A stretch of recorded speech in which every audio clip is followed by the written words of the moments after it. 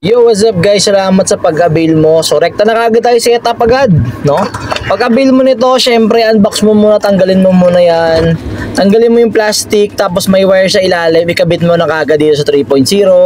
Tapos, i-connect mo na siya sa yung PC. No? Once na ma-connect mo siya sa yung PC, lalabas na yan dyan. So, punta ka sa file manager. Yan. Tapos, punta ka this PC. Yan, this PC. Tapos lalabas na yan dito, no, sa device and drives. So ang pangalan nung makukuha mo is EXGPC Games, no? EXGPC Games. So gagawin mo muna bago mo i-open yan. So punta ka muna ng Windows Defender. So di sa makikita yung Windows Defender, dito yon. So click mo lang tong arrow up, hidden icons, tapos nakikita mo tong Windows Defender. Click mo yan. Tapos punta ka sa Virus Threat Protection. Click mo yan. Tapos, Virus and Threat Protection Settings. Manage Settings. Tapos, Real-Time Protection, off mo yan. Yan, off mo lang yon. Kung sa ito mag-off. Bakit? Bakit naman? Baka may virus naman yan, no? Hindi po ganon. Kasi guys, yung kaya natin pinapa-off to kasi i-delete niya yung crack. No? Parang license yon ng game para tumakbo. So, si games natin kasi syempre is hindi siya galing kay Steam or sa kahit anong game store, online store, no? So, mayroon siyang hinahanap na keys. So, yung mga keys na yon is ang tingin doon ni Windows Defender is a threat. Pero sa totoo, hindi po. Kasi itong ginagamit kong PC, ang tagal na itong PC ko, kailanman hindi pa ako na-hack, hindi pa to nasira, hindi pa to nagka-problem. Ang tagal na sa akin ito. So anyways, tama na. So close natin. Pagka-close natin, punta na kagad kayo dito sa inyong EXGPC Games. So makikita nyo kagad yan yung mga PC games nyo na nirequest nyo sa akin. So syempre hindi naman lahat ng nirequest nyo ay nandiyan dyan. Kasi syempre binabudget natin yung ating space. Pero di ba binigyan ko kayo ng 2 terabyte na G drive. Possible nandoon yung mga ibang games na gusto nyo, nilagay ko na doon para sa inyo. So yun, regalo ko na yun para sa inyo guys, no? So ang unang gagawin natin, no? Example, gusto nating maglaro. First, kanyari, bago yung PC mo. First time kang magi-games, no? So, wala pang idea. So, unang gagawin mo, example dito sa Sparkling Zero, hanapin mo tong Common Redist. Yan, Common Redist mga lodi yan. Common Redist. It's either Common Redist or Redist. Nandiyan kasi yung mga kailangan natin na mga files and application and installers mga lodi. Kailangan ma-install mo to lahat. Pag nag-failed, it's either kontakin mo ako or baka may naka-install ka na.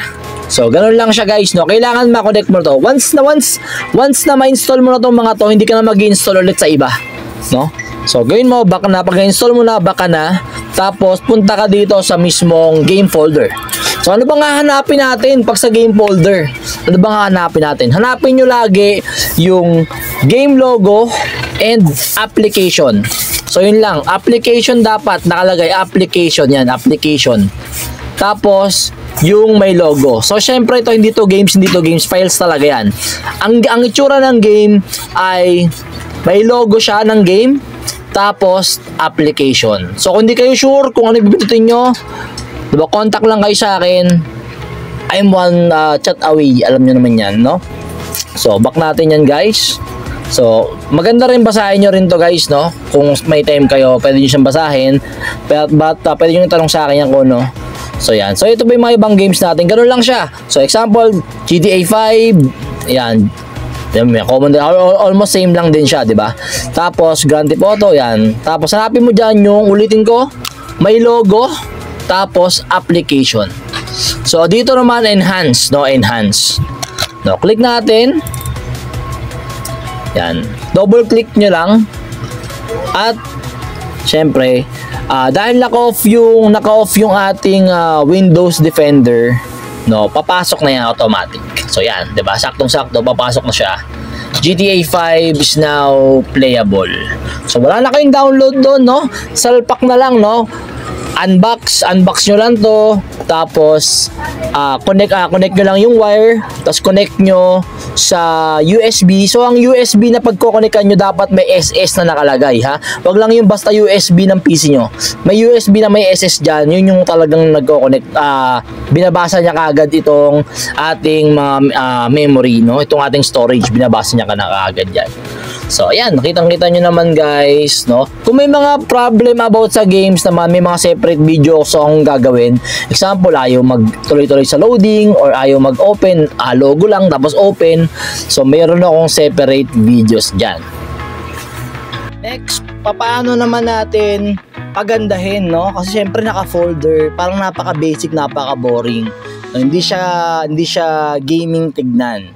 No, hindi siya gaming tignan. Paano natin siya papagandahin na parang may gaming console ka? So, gagawin natin dyan, idol, is punta ka dito sa Playnite installer. Kung wala kang link dyan, kung wala kang ganyang application sa hard drive mo, hindi ko nalagyan or something, no? Mag-PM ko sa akin, bibigyan ka ng link dyan para i-download mo. Pero once na ma-download mo na itong Playnite installer, yan application, double click mo lang yan. Although sa akin kasi guys, may mga may naka-install na. So pag lumabas sa inyo na ganito, install mo lang. So install. So wait mo lang mag-loading yan. Mabilis lang yan, loads, no? Napakabilis lang yan. Wait mo lang siya matapos mag-install. Diba, nag-install pa rin siya kahit may naka-install na ako, no? So wait mo lang matapos yan. Yan. After mo ma-install yan, syempre lalabas itong Playnite na application, pero wala pang games yan. Wala pang games, no? Hindi pa ganito kaganda yan, no? Paano maglagay ng games, no? Unang gagawin mo syempre is tap mo tong logo na to. Nakita mo yung controller na yan, tap mo yan, tapos add game, tapos add scan automatically. Yan, tapos pupunta ka sa browse. Yan, sa browse. Pag nasa browse ka na, punta ka lang doon sa HDD mo. So yan, punta ka na. Example, diba? Sa akin kasi new volume pero sa'yo is EXG PC game. So kunyari gusto natin ilagay is ano bang wala doon, no? Halos kasi lahat na yun. Pero example natin ay prototype, no? Prototype 2. So gawin natin, double click mo yan. Lalabas yung application na may logo and may application na nakalagay. So ibig sabihin, yun yung laro. Ito yung laro, no? So gawin mo is click mo lang one tap click, tapos open. Yan, open. Yan. Pag na-open mo na siya, lalabas yan dito sa taas, no? Prototype 2. Check mo yan, tapos add games. Lalabas na yon, automatic na yon, no? Hanapin natin nasaan na yon. So, check natin, prototype 2. Ayan, bali dalawa na kasi siya. No, dalawa na kasi. So meron na kasi ako niyan. So alisin na natin to. No, alisin na natin yan guys. Pwede nyo namang alisin yan. No, yan, remove nyo na lang. Right click tapos remove. Yan, pwede nyo alisin. No, pwede nyo i-edit yan guys. Okay, kunyari natapos na kayo, nakapaglagay na kayo ng mga ganyan. Ang ganda na tignan, no? Paano yung console na console talaga yung dating? No? Ang gagawin nyo lang dyan, press nyo lang yung F11. So saan ba yung F11? Ito. Siyempre sa keyboard nyo, F11. So pindutin natin yung F11. Mag-loading yan na ganyan. O diba? Para ka na naka-console niyan, idol, no? Para ka na naka-console niyan. Mas better to kapag meron kang controller. So para meron pa siyang konting sound, saka may mga blip-blip pa siya narinig mo. So, para ka na talaga naka-console niyan. So yan, pwede mo makita yung mga favorites mo dito. Most played, recently. Ito kasi most played natin, Sekiro, no? Saka itong GTA 5. Yun, nakikita nyo, yung mga madalas ko nilalaro. Nalalaman nila yan. Alam nila yan kung ano yung madalas kong piniplex or nilalaro.